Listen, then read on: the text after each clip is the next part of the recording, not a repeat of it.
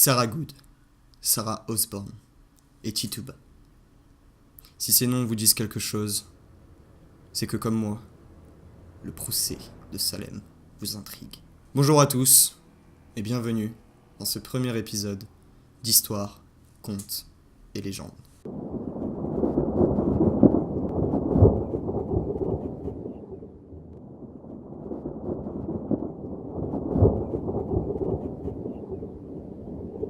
Comme vous avez pu le deviner, dans ce premier épisode, nous allons parler d'un sujet qui, encore aujourd'hui, fait parler de lui. Le procès des sorcières de Salem.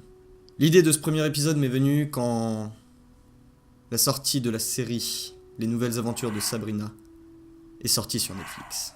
Comme je le disais, l'affaire a eu un impact si important dans notre histoire qu'il a mené indirectement au principe fondateur des États-Unis.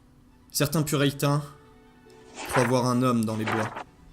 Ils ne savent pas à quoi ressemble le mal. Tout ce qui est inconnu pour eux est comme une menace. Les puritains sont sévères envers eux-mêmes. Ils vivent une vie austère. La religion est leur seul manuel d'instruction. Mais, pour les jeunes puritains, l'interdit est un tyran. C'est pourquoi certains d'entre eux pratiquent la divination, afin de savoir quels hommes ou quelles femmes elles allaient épouser, ou ils allaient épouser. Pour savoir quel travail ils allaient pratiquer. Pour ce faire, ils pratiquent la divination avec le ver de Vénus. Le ver de Vénus repose sur le principe d'un verre rempli d'eau, auquel on ajoute un blanc d'œuf en suspension. Et c'est ainsi que les jeunes peuvent savoir à quoi s'attendre. Les joies et les plaisirs sont une tentation du diable. Chaque homme répond personnellement de ses actes devant Dieu. Durant le printemps 1692, la fille et la nièce du pasteur, Abigail Williams et Betty Paris, font preuve de démence. Elles déblatèrent des mots inconnus. Elles traînent des pieds en marchant. Leur comportement inquiète. Abigail Williams tient ce discours. « Dieu est en colère! Satan va venir nous purifier !» Pas de simulation. Angoisse physique. Elles se font alors appeler les fillettes tourmentées. Leur comportement est tellement étrange que le pasteur fait venir des médecins pour les examiner. Encore aujourd'hui, aucune explication médicale peut expliquer leur démence. La principale théorie qui a été émise dans les années 70 est l'ergotisme. Du pain infecté avec de l'ergot de seigle, un dérivé du LSD. Mais l'ergot de seigle ne provoque malheureusement pas de convulsions. Simple démence ou magie noire. Mais tout cela en revanche n'explique pas pourquoi des dizaines de personnes ont été accusées de sorcellerie. Tout aurait pu se passer bien différemment, mais non, le pasteur en a décidé autrement. Il a décidé de privilégier la thèse de la sorcellerie. Ils ont alors recours à la magie blanche. Une voisine du pasteur demande à Tituba, la servante du pasteur, de réaliser un gâteau avec l'urine des fillettes. D'après les croyances, si un chien mange du gâteau confectionné par Tituba, les sorcières seront démasquées, car elles hurleront de souffrance et de douleur. Mais malheureusement, cette magie blanche n'est pas assez puissante, et rien ne se produit. Le pasteur essaye alors de soutirer des informations aux fillettes, qui révèlent alors que celle qui leur voulait du mal était Tituba. Les fillettes avaient pour habitude de se réunir autour de Tituba pendant qu'elle faisait la cuisine. Tituba connaissait beaucoup d'histoires. Les accusations paraissaient plausibles pour le pasteur. Encore aujourd'hui, on ne connaît pas grand-chose sur la vie de Tituba. La seule chose que l'on sait, c'est qu'elle était née à la Barbade, descendante indienne des Caraïbes. Une chose que l'on peut savoir, en revanche, sur Tituba, c'est qu'elle était la confidente des enfants. Elle était une figure importante de leur vie domestique. Si elle fut la première accusée, c'est sans doute car elle ne possédait aucun pouvoir au sein de la communauté. Aucun moyen pour elle de se défendre, donc. Elle finit alors en prison. Mais malgré sa mise en prison, les fillettes gardèrent un comportement étrange. Abigail accuse Tituba de la mordre durant la nuit. Elle accuse Tituba de la menacer, de lui faire encore plus de mal si Abigail ne signe pas son livre. Tituba déclare alors durant son interrogatoire « Le démon m'a rendu visite !» Il m'a demandé d'être sa servante. Combien y a-t-il de sorcières demande alors le pasteur. J'ai vu 9 noms dans le livre de Satan. D'autres sorcières ont donc infiltré le village de Salem.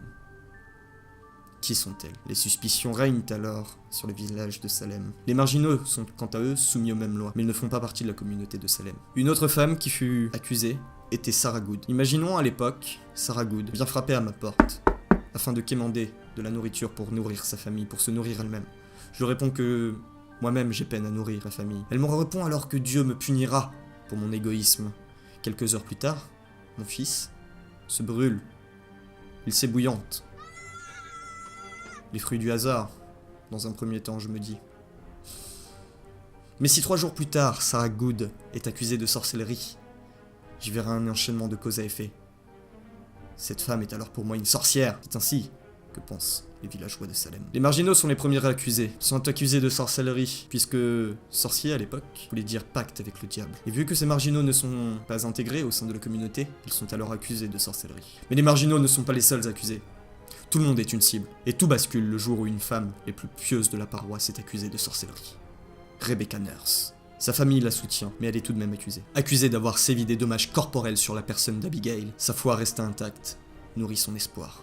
Entre avril et mai, de nombreuses personnes sont accusées et jetées en prison. Pour pouvoir être accusé de magie noire, il faut soit passer aux aveux, soit s'être fait prendre par minimum 2 personnes. Or, puisque comme nous le savons tous, la magie noire n'existe pas, c'est difficile d'apporter des preuves. Ils se contentent alors de simples accusations et de preuves spectrales. Des visions et des rêves deviennent alors des preuves. L'accusateur devient son seul témoin de son accusation. Le procès de Salem ne fut pas traité sur le plan de l'impartialité.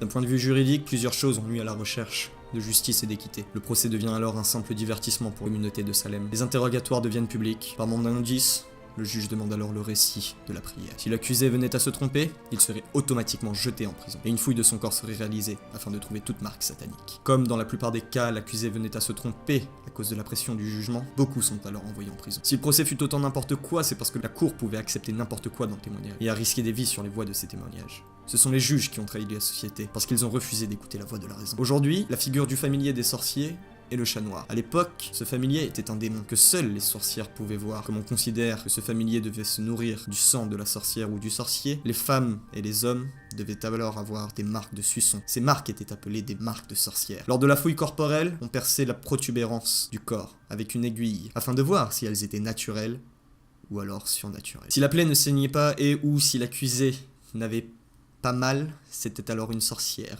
ou un sorcier. Les premiers procès débutent alors début du mois de juin, mais on continue d'arrêter des gens après cette date. Le jury qui est alors mis en place est une juridiction civile qui met en place le code pénal de la colonie. Les accusés ne sont pas jugés d'après les lois religieuses. Les procès traitant de sorcellerie dans le Massachusetts sont différents de ceux d'Europe. C'est pourquoi la sentence est différente. Les accusés sont dans tous les cas condamnés à la mort par pendaison. Rebecca Nurse, Sarah Good, Elizabeth Howe, Susanna Martin et Sarah Wilds sont pendus le 19 juillet 1692. Elles plaident leur innocence jusqu'au bout. Les personnes que l'on pend ne sont ni des pécheurs ni des saints, ce sont des personnes ordinaires comme vous et moi. Ce qui les différencie, c'est qu'au pire moment de leur vie, c'est qu'elles préfèrent mourir plutôt que de proliférer des mensonges. Au début de l'hiver 1692, après 6 mois de chasse à la sorcière, le village est au bord de l'implosion. 25 personnes sont mortes, un tiers de la population est en prison. La communauté est prise à son propre piège. Elle ne sait plus comment s'en sortir. Thomas Brattel dénonce l'hystérie collective. Il réfute publiquement les preuves retenues. Le procès s'achève en octobre.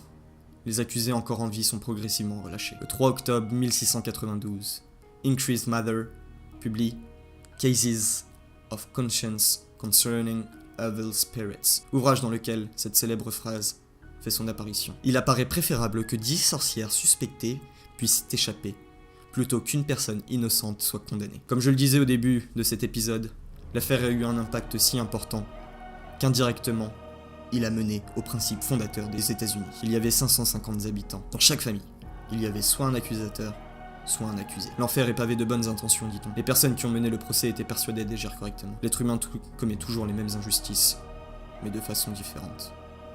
Il aura fallu attendre 2001 pour que les derniers accusés soient innocentés par l'État du Massachusetts. Ce procès reste le symbole de l'injustice. Voilà ce qui marque la fin de cet épisode d'Histoire, Contes et Légendes. Si comme moi, cette histoire vous a plu et que vous souhaitez en découvrir d'autres, n'hésitez pas à vous abonner à la chaîne, ainsi que me suivre sur les divers réseaux sociaux qui sont présents dans la description. Quant à moi, je retourne à mes recherches et vous souhaite une bien bonne journée. Au revoir.